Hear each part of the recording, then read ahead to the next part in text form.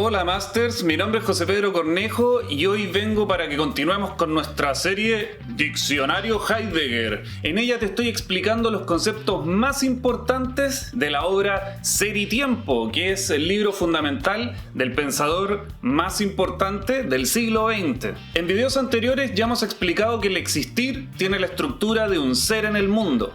Entonces vamos a explicar hoy qué significa este concepto de mundo. Y te lo voy a explicar en 4 fáciles puntos. Y quédate hasta el final porque el último de verdad que te sorprenderá. Si ya dijimos que ser en el mundo no significa estar sobre el planeta Tierra, entonces ¿cómo podemos saber que es otra cosa?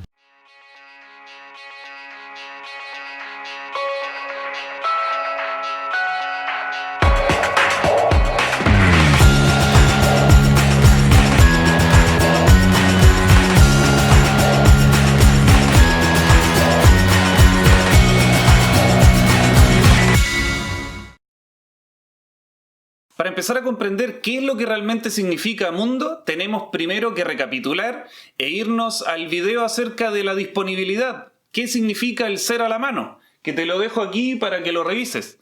Anda, míralo y luego vuelve porque es importante para que entiendas esto. Entonces diremos nuestro primer punto.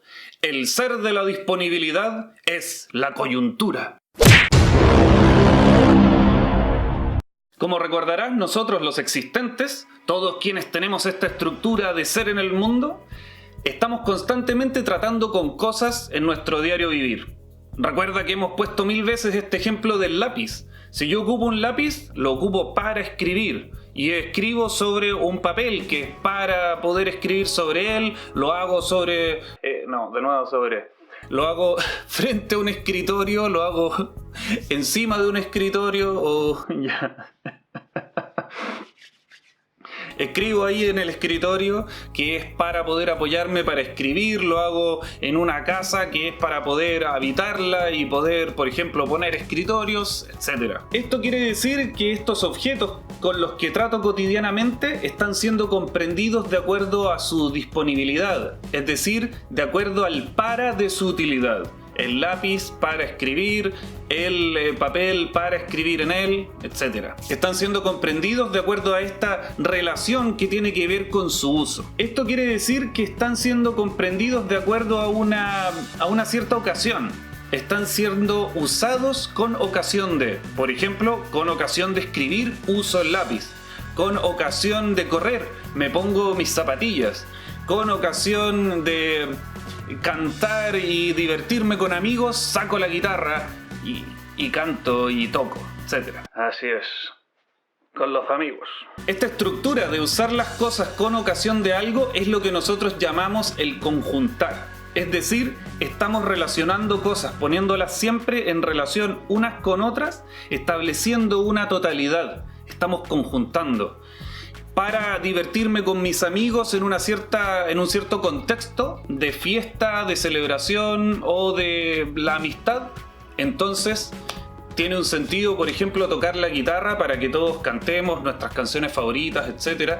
O, por ejemplo, con ocasión de mandar una solicitud, yo escribo un mail y entonces utilizo, por ejemplo, mi cuenta de email o el ordenador o lo que sea. Estoy conjuntando estos distintos entes, están todos adquiriendo sentido al estar siendo relacionados unos con otros. Estoy estableciendo totalidades. Esto quiere decir que si las cosas adquieren sentido en este conjuntar, que es ponerlas en relación unas con otras, quiere decir que el ser de este ente disponible, por ejemplo del lápiz que estoy usando con ocasión de escribir, quiere decir que su ser es la coyuntura. Es un ser coyuntural. Estoy usándolo con ocasión de. Y entonces esa ocasión misma es la que le está dando sentido. Este ser es la coyuntura. Es una coyuntura. Lo uso con ocasión de. Lo uso en un cierto contexto, con un cierto propósito. Entonces, hagamos paréntesis. Paréntesis.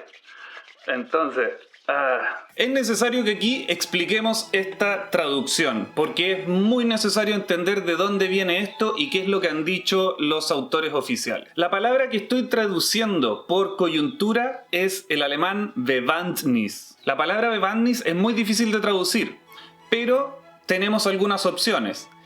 Gauss traduce Bewandtnis por conformidad y Rivera lo traduce por condición respectiva. Sin embargo, uno no puede traducir Bewandtnis de una forma totalmente aislada, porque aquí hay un juego semántico con otra palabra que es verbal, que es lo que yo he traducido por conjuntar. El verbo alemán es bewenden lassen, y aquí tenemos que poner un acento especial en el lassen, porque lassen significa dejar, permitir, en alemán, pero también significa hacer. Tiene un sentido muy similar al let en inglés. Por ejemplo, cuando decimos let's rock, significa vamos a rockear, rockiemos. En el alemán, lo mismo. También yo puedo decir lass uns feiern, y esto significa celebremos. Entonces, en este sentido, el bewenden lassen también tiene este sentido ejecutivo, imperativo. Bewenden significa conformarse, y Gauss lo traduce así. Sin embargo, este lassen significa que tiene un sentido ejecutivo, es decir, más bien como conformar, establecer estas unidades de lo que estamos hablando. Y por eso yo he decidido mejor traducirlo como conjuntar, porque hace además par con este sustantivo, Bewandtnis, que sería la coyuntura. Este conjunto. Rivera lo traduce más bien como condición respectiva, lo cual no refleja todo el sentido que tiene y más bien muestra que él está tratando aquí de meter sus grandes influencias de la filosofía de Zubiri. Y es que quizás la traducción de Rivera sea su más importante obra sobre la filosofía de Zubiri. Bueno, entonces en Rivera se pierde este juego entre Bewandtnis y bewenden lassen. Y en Gauss está, pero todavía el bewenden lassen él lo ve de una forma muy reflexiva. Más bien el sentido es activo. Por eso yo lo traduzco como conjuntar y coyuntura. De forma que se note esta unidad semántica manteniendo el sentido activo del bewenden lassen. Cierre paréntesis. Hoy día tengo menos energía.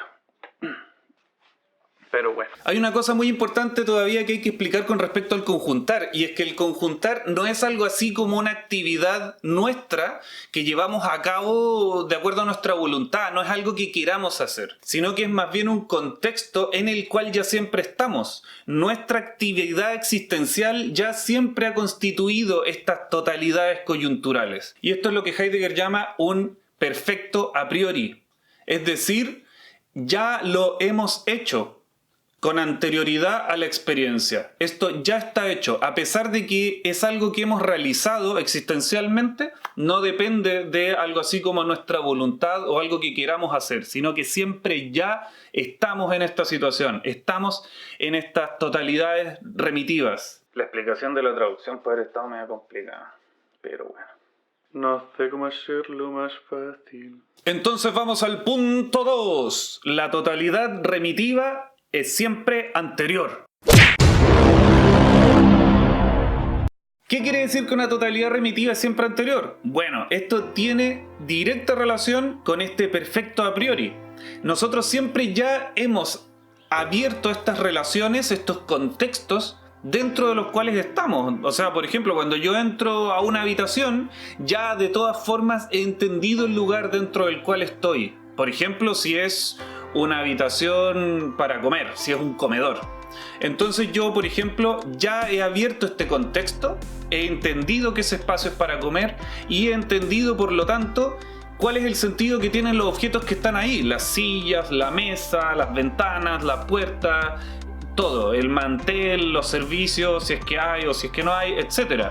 Ya he entendido ese contexto y dentro de ese contexto las cosas cobran sentido. Por eso es que me va a parecer muy raro, por ejemplo, si yo entro a un sauna y en la mitad del sauna hay una mesa de comedor. Porque ese objeto va a estar ahí como sin calzar con ese contexto. Porque las cosas se entienden de acuerdo a su contexto. Esto quiere decir que los contextos en verdad son los que le dan sentido a las cosas y por lo tanto esas totalidades remitivas son anteriores a el sentido de las cosas particulares. Y en base a esto podemos establecer que existen distintos niveles remitivos. Por ejemplo, Si yo tengo una herramienta, un martillo, por ejemplo, este martillo va a estar hecho de distintos materiales y esos materiales van a remitir a la naturaleza, que es de donde se obtienen. Por ejemplo, la madera del mango, el metal de la... ¿cómo se llama? ¿Cabeza? De la cabeza del martillo. De la parte para martillar, etc. Y luego, cuando el martillo... Y entonces ahí ya hay toda una totalidad remitiva que está abierta como posibilidad del martillo, como condición de posibilidad de que exista el martillo. Pero luego hay una totalidad remitiva que remite al uso directo del martillo. Por ejemplo, el martillar, el martillo, el clavo, etc. Pero ese martillar está también dentro de un contexto mayor, que es, por ejemplo, construir una mesa. Y entonces esa mesa está dándole sentido a ese martillar. Pero la mesa está dentro de un contexto mayor, que es, por ejemplo, una casa, ¿ya? Y la casa está a su vez dentro de otro contexto mayor, que es, por ejemplo, una ciudad. Y todos estos niveles están entendidos como obras que... Y todos estos niveles Y todos estos niveles, desde el mismo martillo, pasando por la mesa, por la casa, por la ciudad, están todos entendidos como obras. Cada uno de ellos es un útil con distintos grados de tamaño, pero se entienden cada uno de ellos de acuerdo a una utilidad, a un para. Por ejemplo, el martillo es para martillar, la mesa es para comer, la casa es para habitarla, la ciudad es para, por ejemplo, vivir todos juntos, establecer comercio o lo que sea. Sin embargo, el último nivel, por ejemplo, la ciudad es, por ejemplo, para que la habiten los seres humanos, para que la habiten los existentes. Y el existente, el existir, ya no es un útil. Ya no es un para algo, sino que es un por algo, un en virtud de lo cual se hace, por ejemplo, una ciudad, o se martilla, o se hacen mesas, o se hacen casas.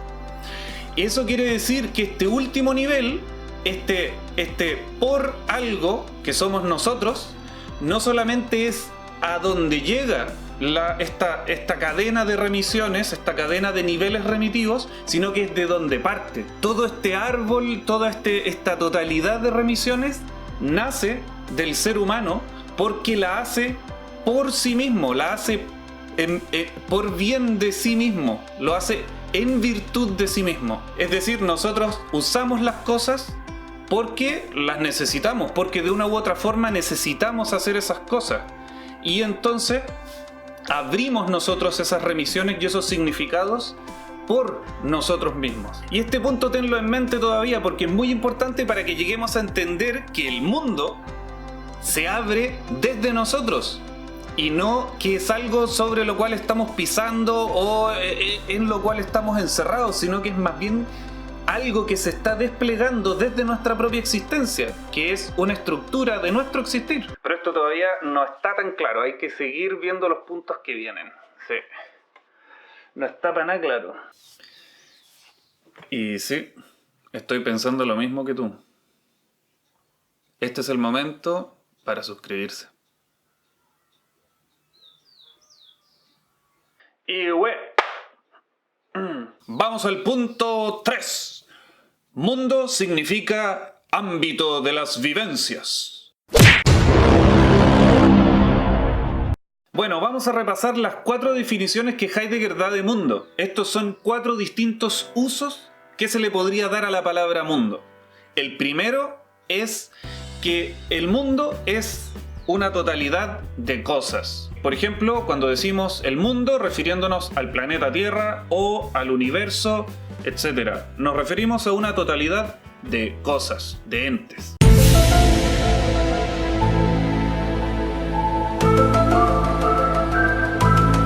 El segundo uso de mundo referiría más bien al ser de esos entes, al ser de regiones de entes.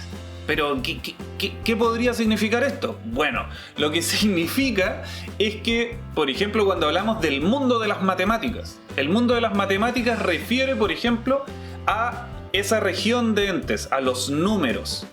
y a el ser que los constituye, es decir, a esta unidad conceptual que agruparía a estos entes, a estas cosas dentro de un conjunto. Y entonces pasamos al tercer uso de la palabra mundo, que referiría a el ámbito dentro del cual todos quienes existimos vivimos. Pero aquí la vida no significa la vida orgánica, sino que significa la vida como experiencia, las vivencias que tenemos, el existir. Y eso significa mundo en este sentido. Por ejemplo, cuando decimos el mundo de los negocios, ahí estamos refiriéndonos a un ámbito dentro del cual una persona puede desempeñarse. No estamos sencillamente hablando de un ámbito teórico que engloba al carácter de ciertas cosas, sino que estamos hablando de un ámbito dentro del cual una persona puede desenvolverse. Y en cuarto lugar, entonces, el concepto de mundo refiere a la estructura que tendría este ámbito dentro del cual uno podría desempeñarse, desenvolverse. Y esta estructura es lo que Heidegger llama la mundanidad del mundo. Un concepto que claramente nos suena muy heideggeriano, muy abstracto, pero refiere a esto, a la estructura que tendría este ámbito de las vivencias. Entonces aquí Heidegger nos deja muy claro que cuando él habla de mundo se está refiriendo a la definición que dimos en tercer lugar, es decir, a este ámbito en el cual existimos, en el cual nosotros llevamos a cabo, ejecutamos nuestra existencia desempeñándonos de alguna forma, en algún tipo de contexto. Esta definición de mundo es la que está puesta en la expresión ser en el mundo, para que lo recuerdes, ¿ya? Y como ya te habrás dado cuenta, este mundo es más bien un carácter del existir. Este mundo es este perfecto a priori del cual ya te hablé en el primer punto. Por eso el Dasein no es un sujeto que está encapsulado en sí mismo y que sale de alguna forma a las cosas, sino que nosotros siempre ya hemos estado en contacto con las cosas. Nosotros nunca, por una decisión mágica, salimos de nuestra esfera privada y nos ponemos en contacto con las cosas relacionándonos con ellas, sino que desde que nos ponemos a pensar en esa relación, ya ahí nos damos cuenta que ya desde siempre estuvimos y hemos estado siempre en relación con las cosas. Este es el estar fuera del que te he hablado antes. Y esto, expresándolo de otra forma, diríamos que entonces el Dasein es esencialmente mundano. Es decir, que está constituido existencialmente por el mundo. El Dasein es mundano porque el Dasein es como un mundo. Su modo de ser es mundano, es ser en el mundo. Y entonces... Ay, que se me traba. Y aquí viene lo que estuviste esperando. ¿Cómo sabemos que el mundo no es entonces el planeta Tierra, sino que es otra cosa? Pues aquí te lo respondo en el punto 4. La mundanidad del mundo... ¿Así es? Sí, pues, claro. Pues aquí te lo respondo en el punto 4. La mundanidad del mundo se observa en los trastornos remitivos. ¿Qué diablos es un trastorno remitivo? Bueno, aquí vamos a tratar de explicarlo. ¿Te has fijado que muchas veces queremos, por ejemplo, usar una cosa? Si voy a usar un lápiz, nuestro ejemplo clásico, voy a usar un lápiz y entonces empiezo a escribir y de repente se le acaba la tinta. O, por ejemplo, si estoy escribiendo con un lápiz grafito, se le quiebra la punta. En ese caso, el útil ha fallado y por lo tanto ese para que lo constituía, de repente falla, de repente se rompe, de repente esa remisión está trastornada, hay un trastorno remitivo. Por otra parte, también podría ser que quiero escribir y con ocasión de escribir quiero usar el lápiz para escribir. Y entonces voy a buscarlo donde lo tenía y me doy cuenta que el lápiz no está. El lápiz falta. Y nuevamente, ahí la remisión se rompe. Hay un trastorno. Y finalmente, puede ser, por ejemplo, que un día quiero almorzar y voy a servirme una sopa y cuando voy a tomar la cuchara, la tomo y me doy cuenta que no es una cuchara, sino que tengo un lápiz. Y en ese caso, el lápiz sobra. El lápiz está en un contexto que no le pertenece.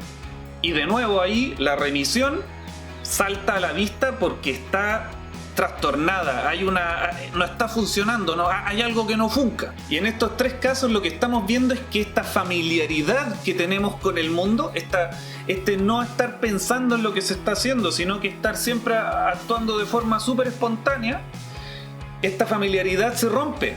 Y entonces, en este romperse de esta familiaridad que hace que las cosas no nos llamen la atención, sino que sencillamente actuamos, y al romperse esa familiaridad, entonces la estructura salta a la vista. Lo que me estoy dando cuenta, por ejemplo, cuando se rompe la punta del lápiz, es que aquella utilidad no está funcionando, y por lo tanto ese para del lápiz, de repente, ¡chum!, salta a la vista. Por otro lado, el ejemplo más importante en este caso yo creo que es el del faltar. Porque cuando algo falta, me estoy dando cuenta de que de cierta forma el ser de esa cosa, es decir, el para, por ejemplo, del lápiz, ya está abierto en mi existir. El lápiz de cierta forma ya ocupa un lugar dentro de mi mundo y sin embargo el objeto lápiz, la cosa, no está. Y eso me está mostrando que lo que constituye en verdad al lápiz como un lápiz, como un algo para escribir, no es solamente esa materialidad, sino que es esta coyuntura, es el formar parte de un contexto que está siendo abierto por mi existencia, por mi modo de desenvolverme dentro de ese contexto. Hay una estructura que subyace a nuestro comportamiento que salta a la vista. Y lo interesante es que salta a la vista no cuando está funcionando bien, sino que cuando falla. Y de esta forma nos damos cuenta que el mundo no es el planeta Tierra o el universo o algo así, sino que es esta totalidad remitiva que yo estoy abriendo de acuerdo a mi comportamiento, a mi modo de ser, al comportarme, al desenvolverme. Bueno, y hasta aquí yo creo que es suficiente para que tengamos una buena idea de qué es lo que significa mundo. Obviamente aquí faltan todavía algunos caracteres, pero es imposible que te los explique ahora porque necesitamos todavía tener mucho más avanzado, necesitamos tener una mochila más cargada para que podamos entender todo este concepto de punta a cabo. Pero esto ya es un buen avance para que podamos seguir avanzando. Así que vamos por parte, que tenemos tiempo. Y efectivamente eso es lo que falta. Falta ver el tiempo. Falta ver qué es lo que tiene que ver el mundo con el tiempo. En todo caso, si quieres profundizar sobre los aspectos temporales del mundo, te puedo dejar un artículo mío en la descripción. Pero es para avanzados. Ya veremos eso más adelante. Dime si esto es amor. Y bueno, quién sabe cuándo va a ser el próximo video. Así que suscríbete aquí, dale a la campanita para que no te pierdas ninguna actualización. Mira este video para que veas qué estamos haciendo. Lee, fórmate, mantente con un espíritu crítico y nos vemos. Qué estúpido.